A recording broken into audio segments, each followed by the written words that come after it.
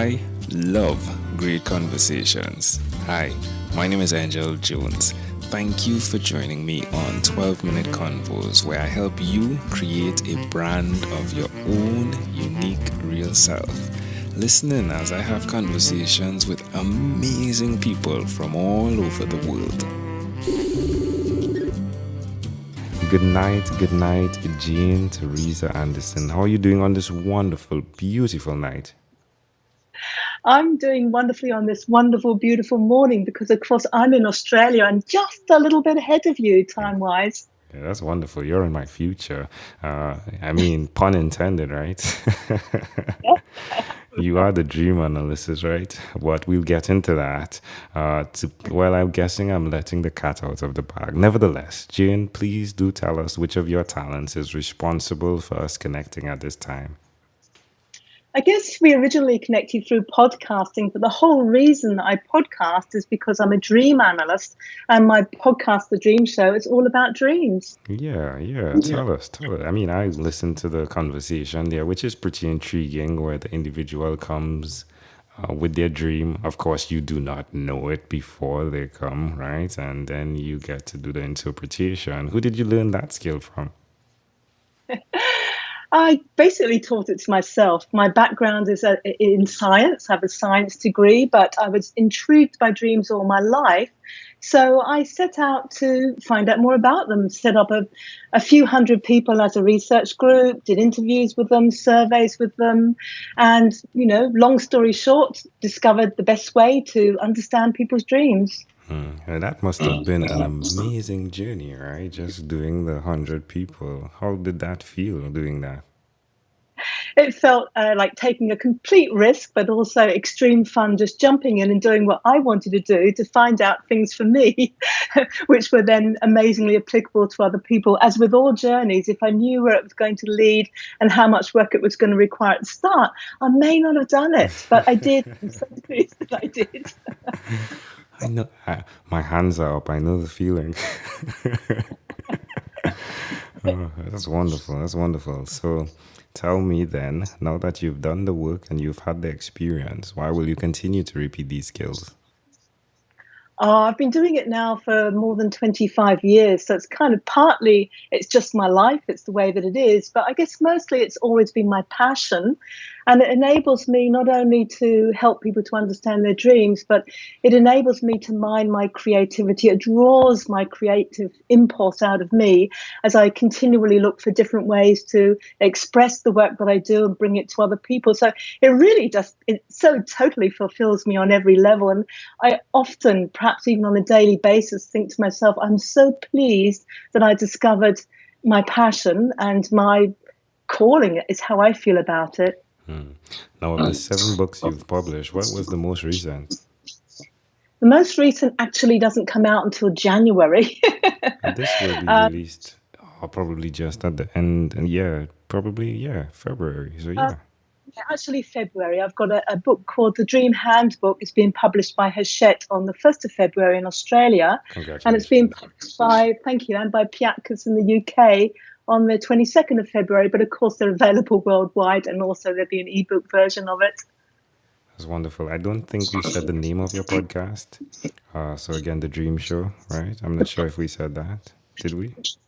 That's the Dream Show. And we will reach our 200th episode, which is nowhere near as many as you have done. Yeah. But given that we only do them once a month, we reach our 200th episode in February next year as well. Which is amazing, right? That puts you at what? Possibly, I'm doing my maths here. We started it in 2009 because we actually started a weekly show. 8 years. Wow. Yes, yeah. And at the beginning, somebody twisted my arm, said, "You really must do a podcast show." I said, "No." They said, "Yes." I said, "No." They said, "Yes." I said, "Maybe." And there it went from there. That's fascinating. Congratulations. Well done. Wow. Well, do tell us one other thing that you've done consistently over the last 3 years, please, Jane. With my work? We could do personal. Personal, I've done yoga consistently, like 5 or 6 times a week for the last 3 years, and I love that. The other thing that I guess I've done consistently, which is both personal and work, apart from, of course, remember my dreams and analyze them and work, take actions based on what I understand about myself through those dreams, is every morning I sit down, and it's only for 5 or 10 minutes. And it's not even a formal meditation. It's time when I just sit down. Actually, I have a handful of nuts to eat at the same time, and no one's allowed to talk to me. And that is the time when most of my creative ideas or thoughts about what I want to do with the day come up. So although I always have a client list and a to-do list and various things for the day, this is my extra window where something else usually comes up, and I will always jump on it because it's always great intuition. So it's like my 5 minutes that will often open a new window and go into a new project or something that has to be done. And I've done that consistently for more than 3 years, really. How does that make you feel? How does it make me feel? Fantastic, because sometimes oh no, I've really got to sit for 5 minutes because I've got this to do and that to do and this to do. And the moment that I sit, I feel wonderful, I feel peaceful, I feel expanded, and the perspectives that I get are really good. So I absolutely love it. It's a timeless moment, even though it's only 5 minutes. Why would you suggest to someone that's listening that they do something similar to that? Yeah. We can go all the way down the track and say, I want to sit and do meditation. And of course, I do that from time to time as well. But when you say to yourself, it's only 5 minutes, I'm just going to sit there for 5 minutes, it's much easier to do than any other kind of formal big setup. And that's what I love about it. And that's what I can recommend. Just sit there for 5 minutes. Don't let anyone talk to you. See what comes up. Amazing audience. We are live with Jane Teresa Anderson. Again, she's the podcast host of The Dream Show. And Jane, let's switch gears for a moment now, and let me invite you into my time machine that is surrounded with beautiful, warm, blue Caribbean water. Jane, what is your earliest childhood memory? One of my earliest childhood memories is when I had just turned 2. And I know this because I was staying with my grandmother, and everybody agrees that I must have been staying with my grandmother because my sister was being born. So I was 2 years and 3 weeks old. And there was a very interesting wooden suitcase behind my grandmother's armchair. And I must have wanted to get into it because she constantly said, do not open that suitcase. Well, the time came for her to leave the room. I guess she must have needed to go to the bathroom or something. And of course, the moment she was gone, I went behind the armchair, pulled out the suitcase. I can remember opening the 2 little clips.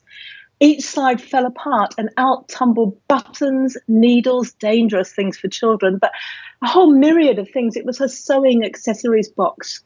But the next thing that happened, because it was a very old house, was I could hear her footsteps coming gently towards the room, but very loud. And I was so scared because I've been told not to open this suitcase. And she came into the room and I expected to be told off, but she lifted me in her arms and she gave me a big hug. And that just made such a lasting impression because I thought I was going to be told off. I thought I was in trouble. That's amazing. How do you see that memory connecting to who you are today?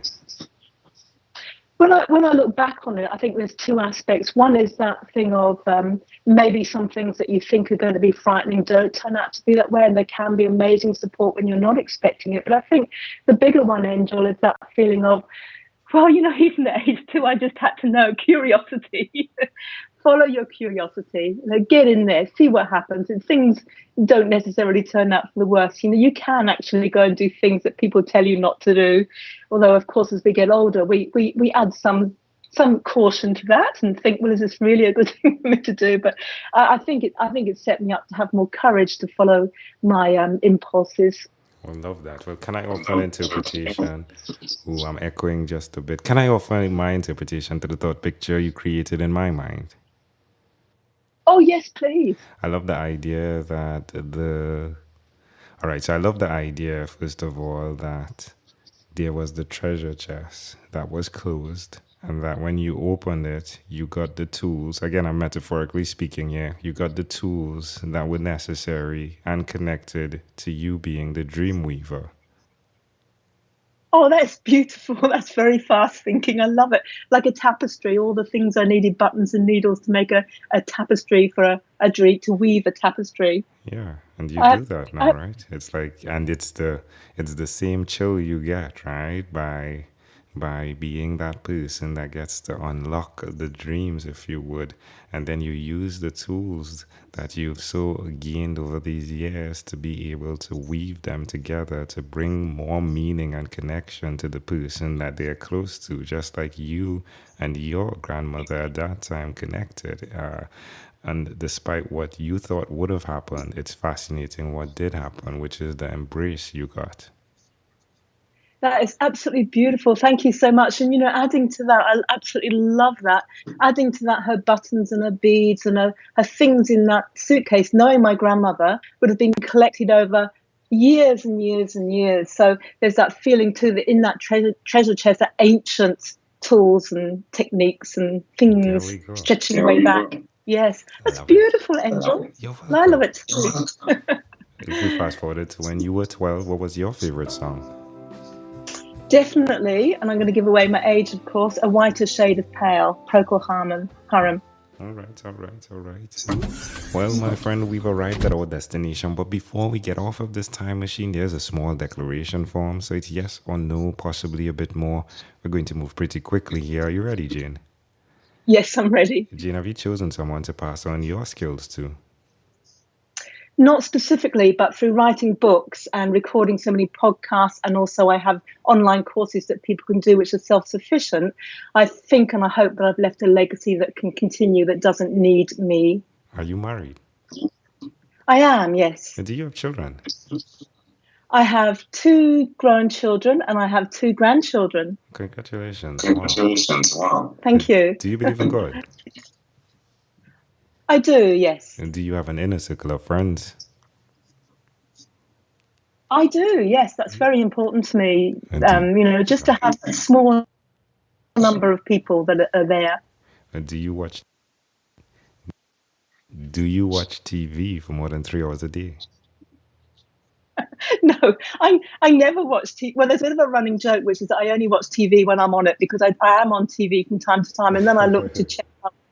I actually don't watch TV, but I do watch some shows after they've aired. You know how you can. So if I add up that time, I'd probably say maybe only 3 hours a week. All right. And what about screen time? The phone and or the computer, is it more than 8 or less than 8 hours a day?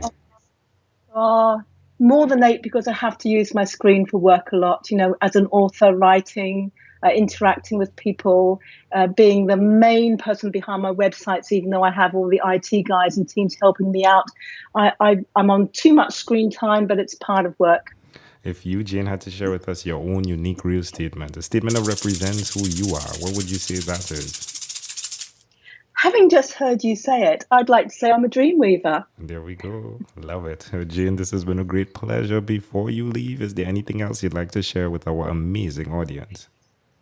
Oh, look, everybody dreams. Even if you don't remember them, you are dreaming. So if you haven't got into the habit or you haven't found out how to remember your dreams, number 1, remember your dreams. And number 2, learn how to understand them properly so that you can get huge insight into the deeper parts of your being. And when you can see all that extra information and insight into yourself, you get much clearer on your life and what to do about it, what steps you want to take, what you don't want to take, the whole lot. Listen to your dreams. Love it. Jane Teresa Anderson, thank you for being on What is Inspired by 12-Minute Convos with Angel Jones. Thank you, Angel. It's been an absolute pleasure. A pleasure I treasure. Thank you for being on 12-Minute Convos with Angel Jones. Stay tuned for more from our advertisers. Diabetes is a mountain pandemic. It's a disease that's not acute but chronic. Similar to this rhyming method, I have simplified the definition, the signs and symptoms, and the complications of diabetes for both adults and children in my books, Poems for Patients, A Focus on Diabetes, and The ABCs of Diabetes for Children. These books are available on Amazon.com. And for more information, you can visit my website, poemsbyaj.com. That's poemsbyaj.com.